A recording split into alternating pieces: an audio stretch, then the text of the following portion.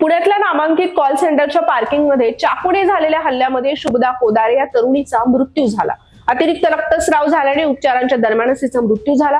शुभदाच्या सहकार्यानेच तिच्यावर धारदार शस्त्राने हल्ला केला होता. पैशाच्या वादातून हा खून झाल्याची माहिती पोलिसांनी आता दिली आहे. मंगळवारी सायंकाळी कंपनीच्या पार्किंगमध्ये ही घटना घडली होती. या प्रकरणातील आरोपी कृष्णा सत्यनारायण कनोजा याला अटक करण्यात आली आहे. मात्र या वादाला पैशांची किनार असल्याने संतापलेल्या कृष्णाने शुभदावर हल्ला केल्याचं समजतंय. विमाननगर येथील एका कंपनीमध्ये काम करत असताना कृष्णा आणि शुभदा या दोघांची 2022 मध्ये चांगली ओळख झाली होती. कृष्णा हा लिपिक पदावर काम करायचा तर शुभदा एक्झिक्युटिव्ह म्हणून काम करत होती. पुढे दोघांची चांगली ओळख झाली, मैत्री झाली. या काळामध्ये शुभदाने वडील आजारी असल्याचं कारण सांगत त्यांच्या उपचारासाठी कृष्णाकडून वेळोवेळी 4 लाख रुपयांची मदत घेतली होती. तिच्या वागण्यामुळे आणि सतत पैशांची मागणी करण्यामुळे कृष्णाला संशय आला. त्यानंतर त्याने 2.5 महिन्यांपूर्वी थेट कराडमध्ये जाऊन शुभदांच्या वडिलांची भेट घेतली होती. त्यावेळी शुभदाने वडिलांच्या उपचाराच्या नावाखाली आपल्याकडून पैसे घेतल्याचं त्याला समजलं. तिचं खोटं बोलणं कृष्णाच्या जिव्हारी लागलं.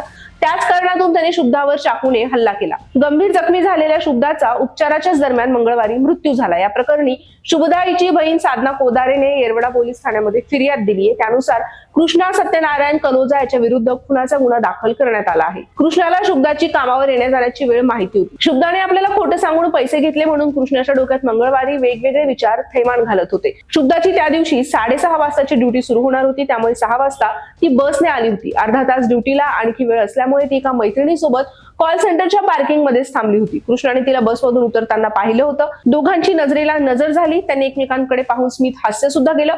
मात्र कृष्णाच्या डोक्यामध्ये वेगळं सुरू होतं. त्याने शुभदा जवळ येताच माझ्या पैशांचं तू काय केलंस असा प्रश्न करत वाद घालायला सुरुवात केली. त्यानंतर काही समजण्याआधीच त्याने चाकू काढून शुभदा हिच्या उजव्या हातावर कोपरावर 4 ते 5 वार करून तिला गंभीर जखमी केलं. तिला उपचारांसाठी खासगी रुग्णालयामध्ये दाखल करण्यात आलं होतं. मात्र उपचार सुरू असतानाच तिचा मृत्यू झाल्याचं डॉक्टरांनी सांगितलं.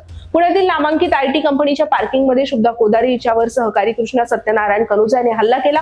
पुणे शहरातील येरवडा भागातील एका IT कंपनीमधली ही घटना आहे. यामध्ये शुभदा ही गंभीर जखमी झाल्याने तिला रुग्णालयामध्ये दाखल करण्यात आलंय.